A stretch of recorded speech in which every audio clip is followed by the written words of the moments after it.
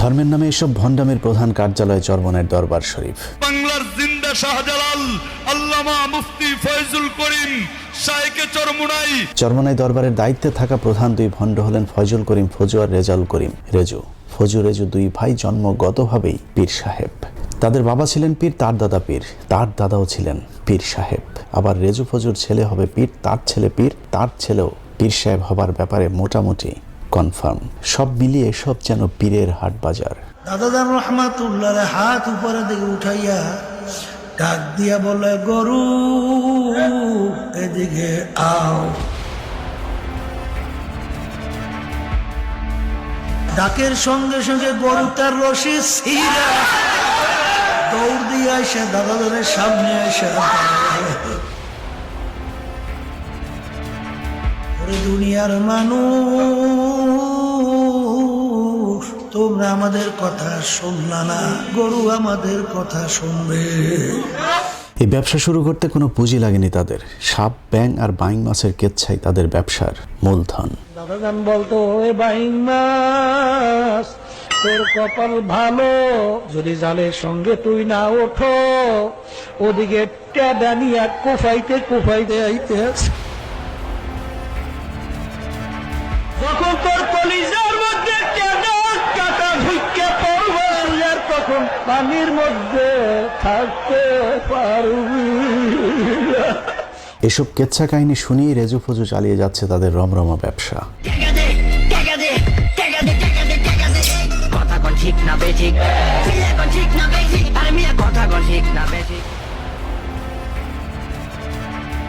ও আমার দুনিয়াদার বাবারা, চরমনাইতে আসছে, বাবারে নৈরাশ হইয়েন না।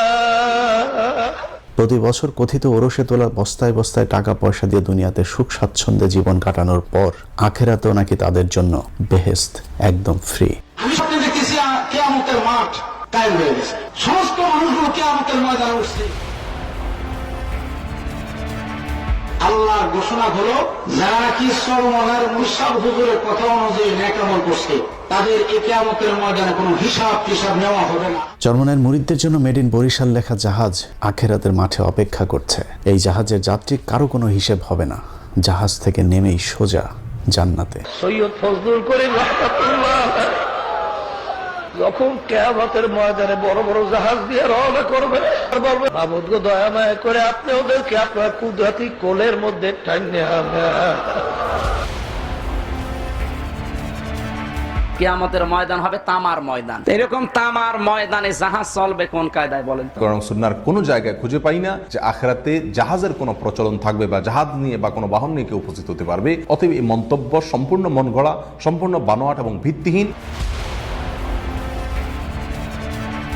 আবার দেখবেন চরমনাইয়ের বিরুদ্ধে একদল মানুষ জাহাজের উদাহরণ দিয়েছে, জাহাজ বাবা হয়ে গেছে। কত বড় জাহেল, মূর্খতার কত চরমে চলে গেছে। কিয়ামতের দিনের আগে কবরের আজাব মাপ পাবার নিনজা টেকনিকও জানা আছে জাহাজ পীর চরমনাইয়ের কাছে। আমাকে সুয়াল করতে না পারে, আমি এমন ভাবে আমার মাওলাকে ডাকবো যেন তারা প্রশ্ন করতে সুযোগ না পায়। মাওলাকে ডাকতে আছে যে সুযোগ না পায়। আল্লাহ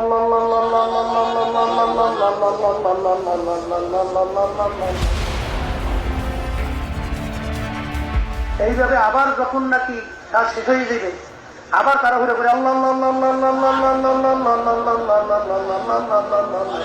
আখেরাতে ফাঁকি দেওয়ার আশায় থাকা চরমনাই ভণ্ড পীর সাহেবের দুনিয়ার জীবনও ধান্দাবাজিতে ভরপুর। মিথ্যা প্রতারণা, অন্যের বউ ভাগিয়ে নেওয়া, জমি দখল থেকে শুরু করে এমন কোনো অপরাধ নেই দুই কথিত পীর আর তার অনুসারীরা করছে না। যারা সারা ওয়ার্ল্ডের মানুষ আজকে শ্রদ্ধা করে ওই লঙ্গি পরা পীর। এসব মূর্খদের দলে ভেড়াতে অবশ্য খুব বেশি জ্ঞান বিদ্যার প্রয়োজন হয়নি। পীর সাহেবের শিক্ষক নিজেই জানিয়েছেন, শিক্ষা জীবনে ফেল করা ছাড়া পাশের কোনো রেকর্ড নেই কথিত এই ভণ্ড পীরদের। পীর সাহেব সৈয়দ মোল্লা ফজলুল করিম সাহেব দাওরা পাস করেন না। রেজাউল করিম সাহেব দাওরা পাস করেন না,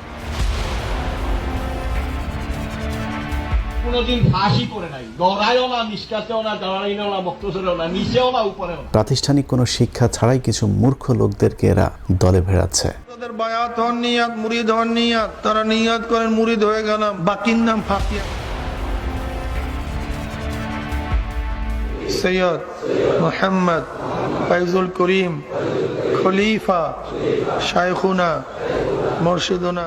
আজকের অনুষ্ঠানে আপনাদেরকে চরমনাইয়ের কথিত পীর ও শাহেকের ভণ্ডামির কিছু হাতে নাতে প্রমাণ দেখাবো।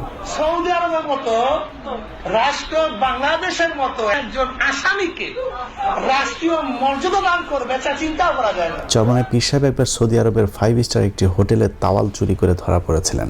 সেই ঘটনায় তিনি গ্রেফতার হয়ে জেলেও গিয়েছিলেন।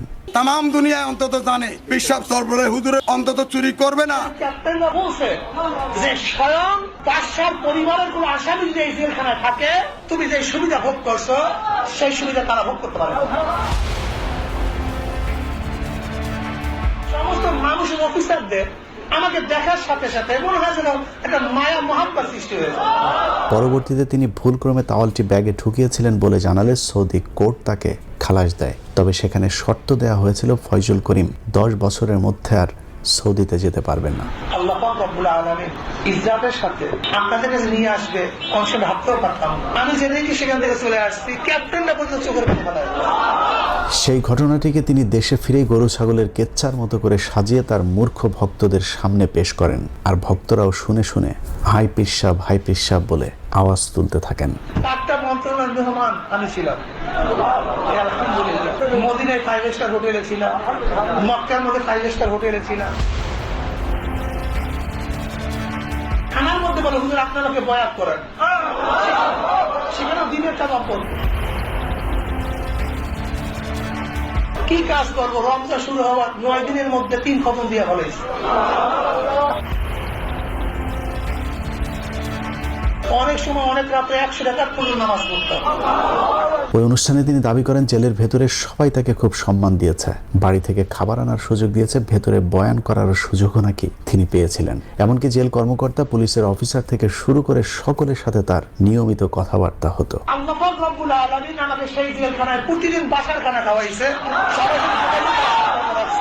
প্রতিদিন খবর আদান প্রদান আমি করতে পারছি। মন্ত্রী বারবার আমার কাছে বলছে আমরা লজ্জিত, তোমার এই ব্যাপারটার খোঁজ কিং সালমান পর্যন্ত সে কিন্তু প্রকাশ করছে। কিং পরিবারের ছেলেটার নাম হলো ফয়সাল, টেলিফোন নাম্বার দিল যে তুমি আমার ভাই আব্দুল্লাহকে শুধু এই কথাটুকু বলবা, সরাসরি সে যেন কিং ফয়সালের সাথে আলোচনা করে। এবার প্রশ্ন হলো, সৌদি প্রশাসনের সাথে নিয়মিত এমন আলাপচারিতার জন্য তো আরবি জানতে হবে, কিন্তু চরমনায়ের কথিত শাহেক আরবিতে কথা বলতে জানেন কিনা তার প্রমাণ দেখি চলুন। তার নজরে কোনো এখানে শিরক বিদআত শরীয়তের খেলাফ কোনো নজর বা কোনো দৃষ্টি পড়ছে কিনা? يقول هذا رأيت خلاف الشرع من الشرك والبدعة وغيره. ما رأينا شيء ما رأينا أي مخالفة للشرع. শিরক বিদআতের মধ্যে জানিয়ে শুনিয়ে জড়িত হবে যারা আল্লাহকে ভয় করে, কিভাবে ধারণা করতে পারে? وكيف أخبر عنا إحنا بالشرك وأنتم صدقتم هذا الكلام؟ ما كنا ندري ما عندنا معلومات يعني সম্প্রতি একটি ভিডিওতে দেখা যায় চরমনায় পেশ সাহেব একজন আরাবিয়ান লোকের সাথে দোভাষীর সাহায্যে কথা বলছেন। এমনকি খুব ছোট ছোট বাক্য তিনি দোভাষীর সাহায্য ছাড়া বলতে পারছিলেন না। আমরা তো প্রথম স্টেজ নিয়ে আসছি, কিন্তু দ্বিতীয় তৃতীয় স্টেজ নিয়ে তো আমাদের আলোচনা খুবই কম হয়। এখন প্রশ্ন হলো, সৌদি জেলখানার ভেতরে থাকা অবস্থায় তিনি এত আরবি এক্সপার্ট কিভাবে হয়ে গিয়েছিলেন? সৌদি আরব আসবেন, জীবনে কোনদিন পাসপোর্ট আপনার লাগতো না, জীবনে কোনদিন বিমানের টিকিট আপনার লাগতো না,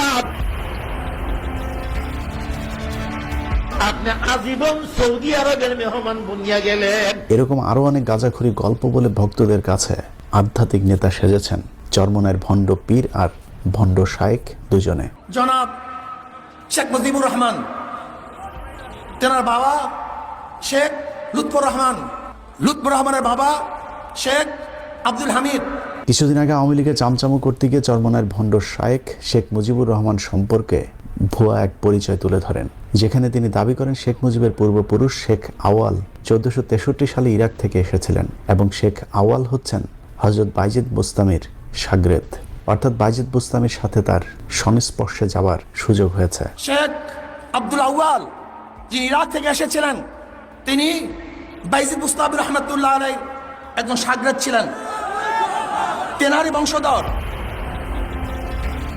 দরবেশ আব্দুল আউয়াল 1463 ঈসাই সালে এই বাংলাদেশে এসেছিলেন। এবার চলুন দেখা যাক কতটা ডাহা মিথ্যা এই তথ্য।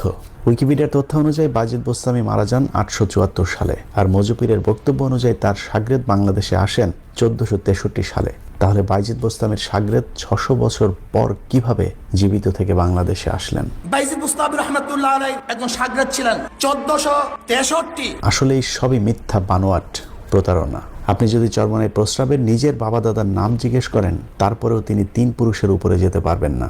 আর শেখ মুজিবের জন্ম পরিচয় তো এমনিতেই ভেজাল যুক্ত। শেখ সাহেবুত তাশরীরা ধর্ম প্রচারক ছিলেন। আল্লাহ আল্লাহ আল্লাহ আল্লাহ আল্লাহ আল্লাহ। চরমনাইয়ের মাহফিলগুলোতে যে অসভ্য লাফালাফি চলে তা নিয়েও নিজেদের মতো মন গড়া ব্যাখ্যা দিয়ে যাচ্ছেন চরমনাইয়ের কথিত আলেমরা। বাস্তবে এসব লাফালাফি শুধুই ভণ্ডামি ছাড়া আর কিছুই না।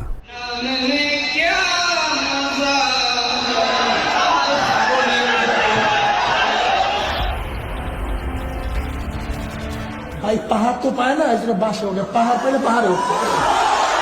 এভাবে কোরআন হাদিসের ভুল ব্যাখ্যা দিয়ে মানুষকে বিভ্রান্ত করে যাচ্ছে এই দুই ভণ্ডপীর, আর তার শাগরেদদের অবস্থাও একই রকম। শায়েখদের বয়ানে অনেক মানুষ গলা কাটা মুরগির মতো ছটফট করেনি। মাওলার নামের জিকির শুনলে তাদের অন্তরে একটা মোহাব্বতের ভাব চলে আসে। জাহান্নামের আযাবের ড্যান যখন ভিতরে ঢুকিয়া যায়, তখন বান্দার শরীরের মধ্যে জাল জ্বালা শুরু হয়ে যায়। চিৎকার চেঁচামেচি করে লাফালাফি করে জিকির করা যাবে? লাফায় কেন চরমনাই উজানি টের পাইছো? যিনি জিকির পরিচালনা করতেছেন ওনার ঘাড়ে ওঠা যাবে। আহাম্মক মূর্খ! ভণ্ডামি করে কোটি কোটি টাকার মালিক হয়ে ভণ্ডদের এখন ক্ষমতা লাভের স্বাদ জেগেছে। একসময় নির্বাচন হারাম ফতোয়া দেয়া এসব ভণ্ডরা এখন নারীদেরকেও ভোটের মাঠে নামিয়েছে ভোটারদেরকে আকৃষ্ট করতে। নগরীর পিতা হবার ধান্দায় বরিশালের অলিগলি চষে বেড়াচ্ছে এসব জাহাজ পীরের মুরিদেরা। ইয়া নবী আল্লাহ, এখন আমরা কি করব? আল্লাহ নবী বলতেন, যা তোরা সবাই শেখ হাসিনার পক্ষ। হাত পাকা পুর থেকে মেয়র প্রার্থী